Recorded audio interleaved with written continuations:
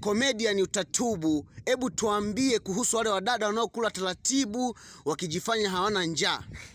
Wale wadada wanaokula taratibu wanajifanya hawana njaa, mwandishi wa habari. Wale wadada wanakula ni hatari. Anaweza akamaliza kisinia cha wali kile yeye mwenyewe anamaliza. Unachosema ni kweli, ni kweli. Ni kweli. Kuna wadada wanakula. Sawa. Ndio. Hebu tuambie kwa wale wanaokataa makapuku wakihitaji wanaume wenye magari, wenye pesa. Wadada wanaokataa wanaume wenye pesa. Tuambie hapo kiongozi. Wale wadada bwana, achana nao, kwa sababu unashangaa mdada anataka mwanaume mwenye gari, mwanaume mwenye pesa. Na wakati wanaume wenye pesa wale wanakuraga mabosi, wakiagiza kuka anakula ili bawa tu.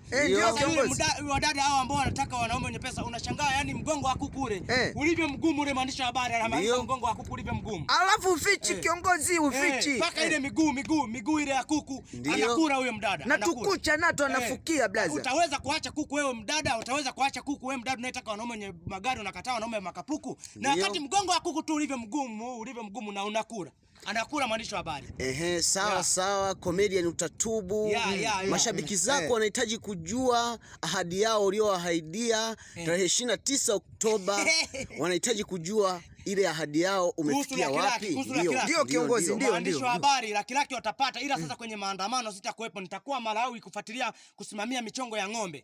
Kwa ila nikishatoka huko baada ya uchaguzi wakishamaliza mimi maana sitakuwepo. Tunajua kutakuwa na vita, nitawagae laki. Tutashukuru sana. Ugari, mwandishi wa habari. Tutashukuru sana kiongozi. Maandamano yaogope kama ukoma. Ni kabisa. Kama ukoma. Mimi huko sipo. Nitakuwa nasimamia ng'ombe zangu huko Malawi. Sawa kiongozi. Tunashukuru Utatubu.